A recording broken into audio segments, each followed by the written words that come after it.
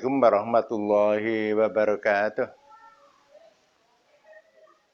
Pemirsa yang kami hormati, pada hari ini kita mengadakan pertemuan yang ke-13. Pertemuan yang ke-13 ini akan kami lanjutkan masalah khos. Kalau kemarin sudah saya sampaikan,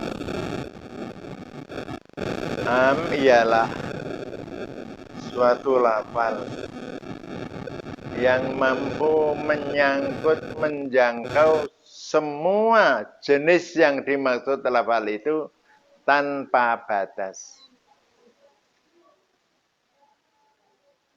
Sekarang khos. Khos ialah suatu lafal yang hanya bisa mencakup sebagian jenis yang dimaksud lafal itu. Berbeda dengan am.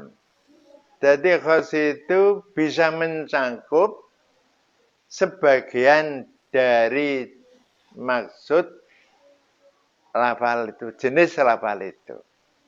Contohnya, rojulun hanya menyangkut seorang. Rojulani hanya menyangkut dua orang. Bahkan andai kata mi'atu rojulin, 100 laki-laki, terbatas hanya 100 laki-laki. Berbeda dengan ar-rijalu. Ar-rijalu itu menyangkut seluruh jenis orang laki-laki tanpa batas. Nah, meskipun banyak, tapi terbatas. Ya, khos. 1 miliar laki-laki, khos. 1000 triliun laki-laki, khos. Karena banyak tapi ada batasnya.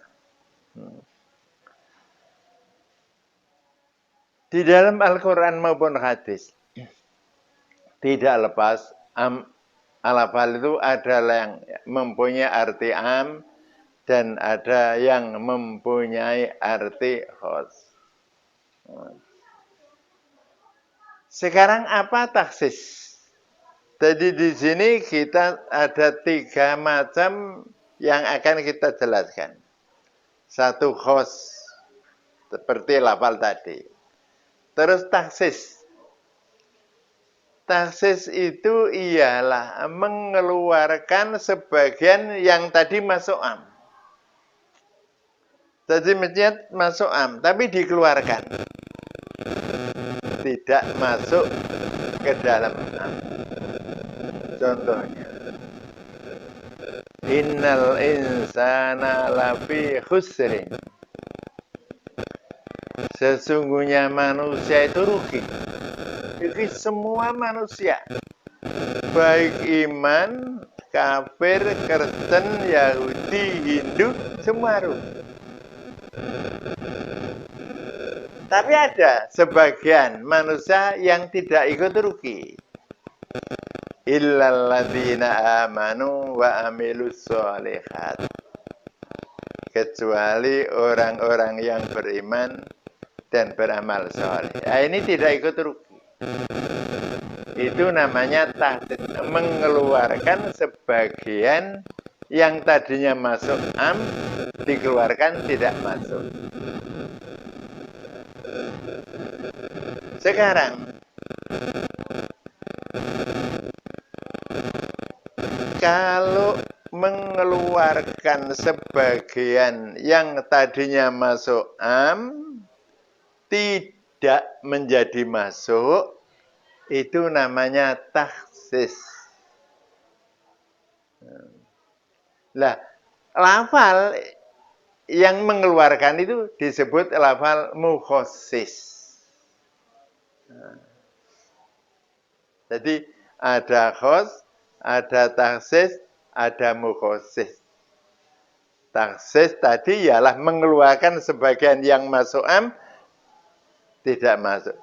lafalnya yang mengeluarkan itu disebut lafal mukhassis.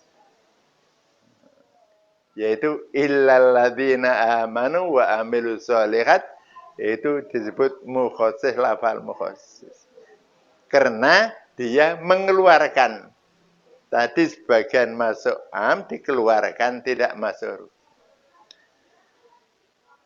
Contohnya, semua murid-murid harus nyapu. Ini menyangkut seluruh murid. Terus saya bilang, kecuali Umar dan Zaid. Tidak perlu kerja bakti. Nah, ini namanya taksis. Kata-kata saya itu disebut mukhassis. Lafal yang mengkhususkan. Nah, tapi ingat, yang boleh dikeluarkan itu adalah sebagian. Tidak boleh semua. Contohnya, murid-murid harus kerja bakti. Semua. Kecuali semua, tidak boleh. Karena apa? Kata-kata tidak ada artinya. Jadi, taksis itu hanya sebagian dari am tadi. Nah, perlu saya sampaikan, taksis itu ada dua macam. Taksis muttasil dan taksis munfasil. Apa yang dimaksud taksis muttasil itu? Taksis yang sambung. Jadi satu rangkaian dengan amnya. Satu rangkaian. Contohnya begini. Innal insana lafi khusrin illal ladzina amanu. Nah, satu rangkaian. Tadi am, kemudian langsung ditaksis dalam satu rangkaian.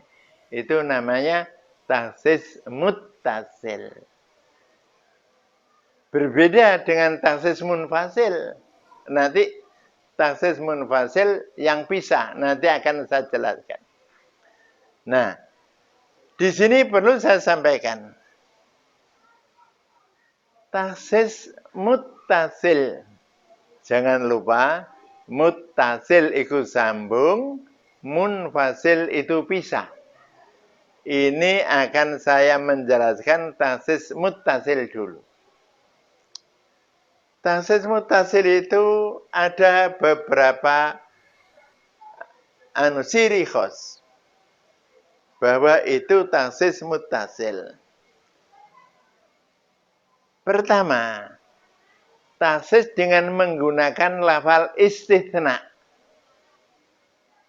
Apa Pak lafal istitsna itu? Lafal istitsna itu ada 3. Illa, ghairu, dan siwa. Maknanya hampir sama. Contohnya, ja'al qaumu illa zaidun. Semua orang-orang datang kecuali Zaid. Nah, mutasil, satu rangkaian. Illa itu disebut menurut ahli nahwu adatul istitsna. Alat untuk mengecualikan. Atau ghairu, selain. Ja'al qaumu ghairu zaidin. Orang-orang datang semua selain Zaid. Jadi Zaid tidak termasuk orang yang datang.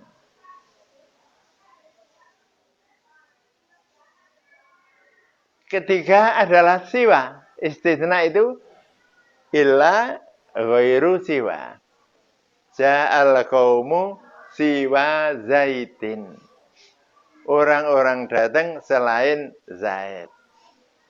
Nah, itu taksis muttasil.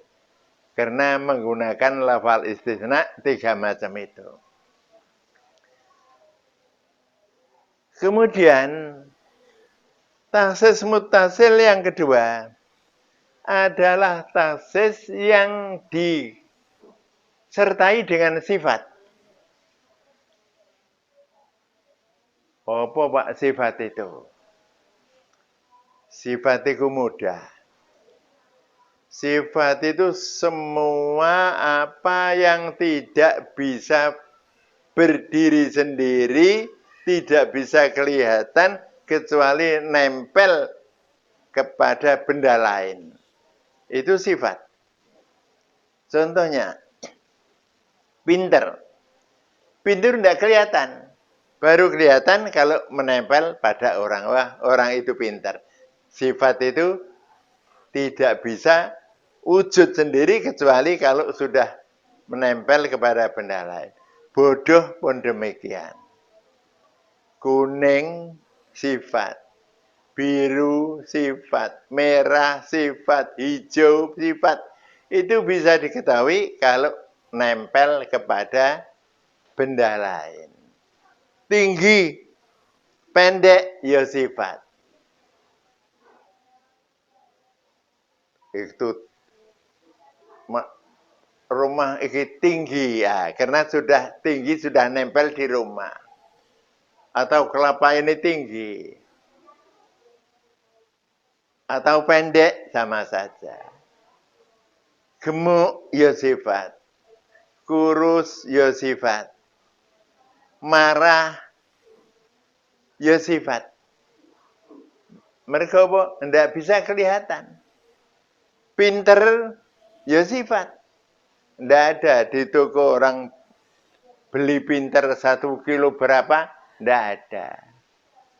Itu ciri sifat itu tadi tidak akan bisa kelihatan kecuali setelah nempel kepada benda lain. Nah, kalau kata-kata itu kemudian ada taksisnya dengan sifat, berarti tidak bisa hanya sebagian saja. Contohnya begini. Di dalam Al-Quran, Fatahriru rokobah. Barang siapa yang membunuh orang, maka dendanya adalah memerdekakan budak.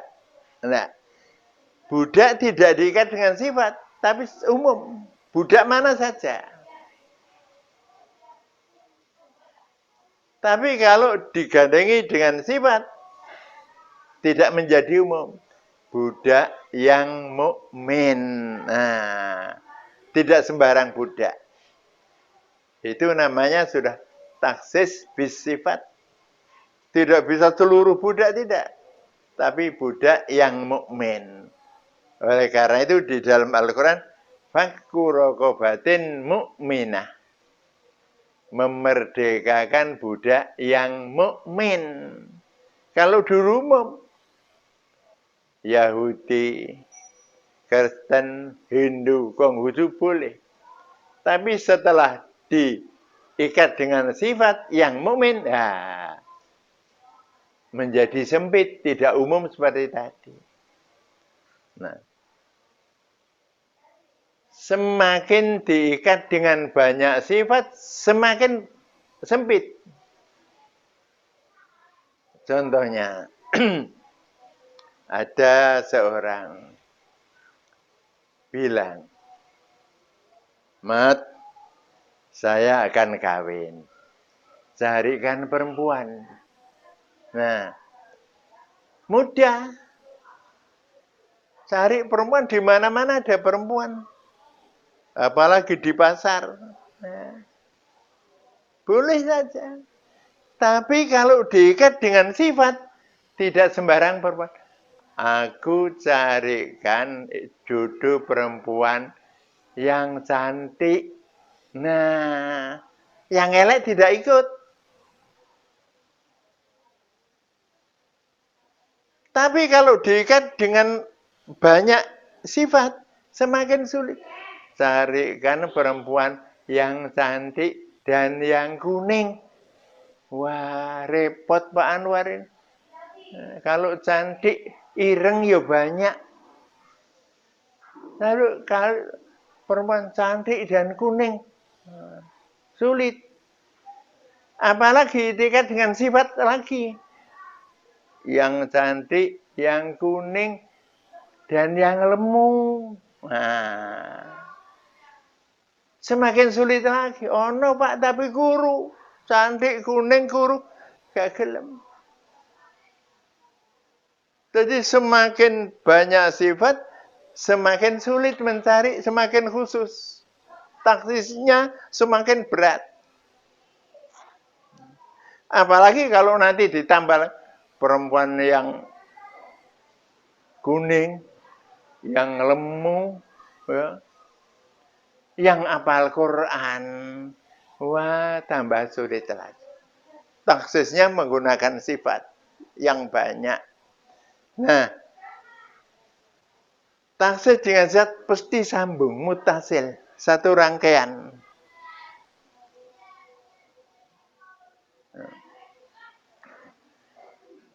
Kemudian taksis mutasil lagi. Dibatasi dengan batas akhir, istilah Arab bilghoyah. Bilghoyah itu batas akhir. Maksudnya andai kata tidak dibatasi, umum. Tapi kalau sudah dibatasi, nah, khusus ada batasnya. Suatu contoh. Saya bilang kepada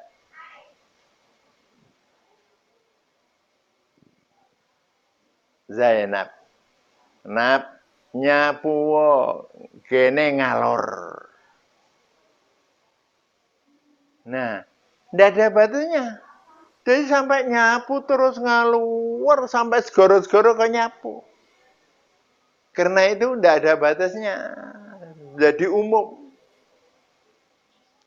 Tapi kalau kita membatasi, Nap, nyapulah sampai masjid. Nah, ada batasnya. Itu namanya taksis bilghoyah. Dengan batas akhir. Nah, sekarang pertanyaannya, apakah batas akhir itu ikut diperintah apa enggak? Contohnya begini, nyapulah ini sampai masjid. Masjid itu kanut disapu apa enggak? Nah, ini ulama berbeda. Ada yang mengatakan batas akhir itu ikut diperintah. Jadi kalau kita merintah nyapulah sampai Masjid Al-Manar. Masjid Al-Manar harus ikut disapu. Ada ulama yang mengatakan tidak. Batas akhir itu tidak wajib diperintah. Tidak diperintah. Nah, makanya di dalam masalah ini ada perbedaan masalah wudhu. Batas akhir itu menggunakan ila dan hatta. Hatta itu sampai batas akhir, ila ya sampai batas akhir. Di dalam Al-Quran ada.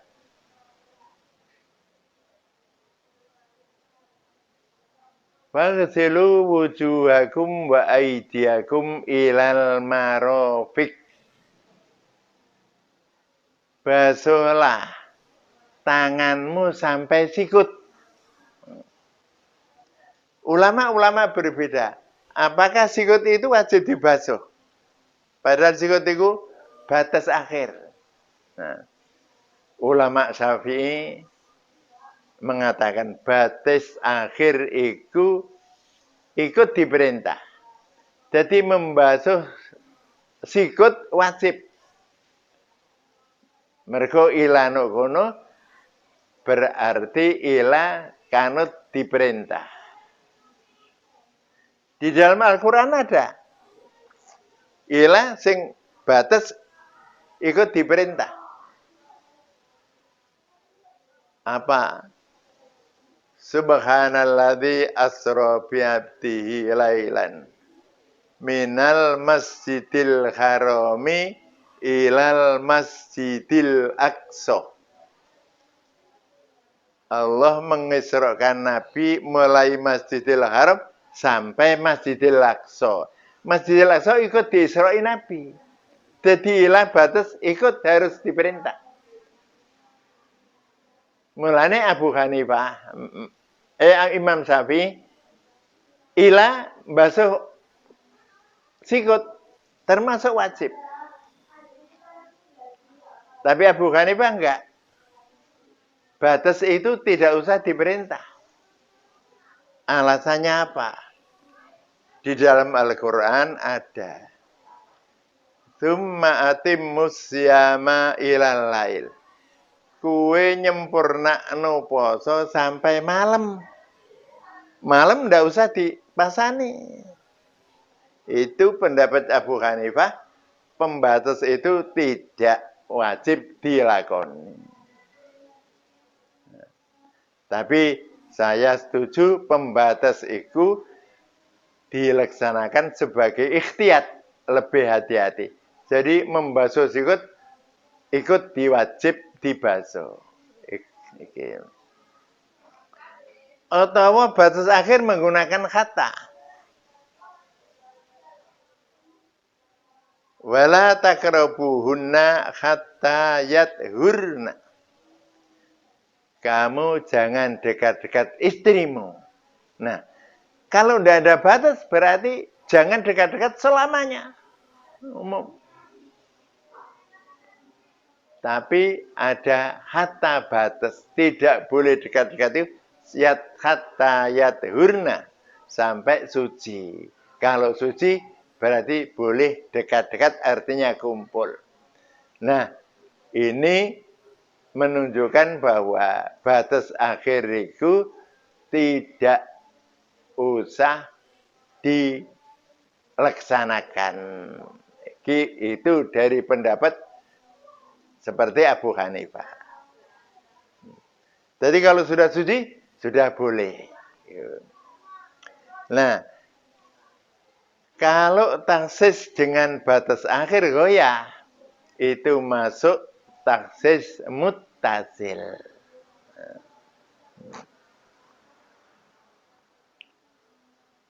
Kemudian yang keempat, taksis muttasil adalah menggunakan badal. Apa Pak badal itu?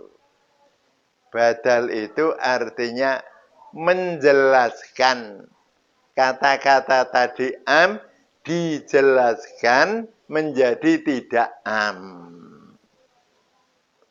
Tapi dengan tidak memakai sifat, tidak memakai istitsna, tidak memakai ghoyah, tapi dengan kata-kata, keterangan, bayan. Badal itu ada yang fungsinya bayan. Contohnya begini. Walillahi 'alan nasi hijjul baiti. Bagi manusia wajib haji. Manusia semua harus wajib. Harus dan wajib haji. Umum. Tapi diberi penjelasan sebagai ralat. Badal itu ralat. Di penjelasan. Nek pance ada kemampuan. Jadi wajib haji kalau memang ada kemampuan untuk itu. Kemampuan itu banyak. Satu, keamanan jalan. Perjalannya aman. Kedua, sanggup. Ketiga, sehat. Ketiga ini kalau sudah dipenuhi, nah baru wajib haji. Kalau belum dipenuhi, Nah, tidak wajib haji. Nah, itu namanya taksis bil badal. Malah saiki ada 4 sifat yang membuat tidak wajib haji. Di samping sangu, di samping keamanan jalan, di samping sehat, mendapat giliran. Karena tidak bisa pergi kalau belum waktu gilirannya. Giliran haji sekarang 25 tahun menunggunya. Duwe-duwe, sehat, aman, tapi belum mempunyai giliran haji, ya tidak wajib. Nah, iki jenenge taksis bil badal. Nah, di dalam masalah ini nanti ada kebalikannya taksis munfasil. Apa taksis munfasil itu? Ialah taksis yang tidak satu rangkaian. Jadi jauh. Contohnya bagaimana Pak? Ini sedikit saya. Contohnya begini. Kulu washrobu. Ada ayat makanlah dan minumlah semau gue. Tidak ada larangan apa-apa. Umum. Tapi apa betul kita dibolehkan makan apa saja dan minum apa saja? Padahal di situ tidak ada istitnanya, tidak ada sifatnya. Nah, taksisnya jauh, tidak satu rangkaian. Ada yang tidak boleh dimakan, tapi tidak sambung di situ, tapi di ayat lain, hurrimat alaikumul maitatu waddamu walahmul khinzir wa ma uhilla li ghairillahi bih. Diharamkan bagi kamu makan bangkai, makan daging babi, ya, makan darah, makan daging yang disembelih untuk berhala. Nah, tapi tidak sambung dengan keluar serobu di ayat lain. Nah, begitu contohnya taksis munfasil. Pemirsa yang kami hormati, untuk pelajaran dalam pertemuan yang ke-14 nanti akan kami sampaikan taksis munfasil. Taksis munfasil itu banyak. Nah, mudah-mudahan untuk yang akan datang kita bisa memberikan pelajaran taksis munfasil. Saya kira cukup sekian saja. Dan saya akhiri wassalamualaikum warahmatullahi wabarakatuh.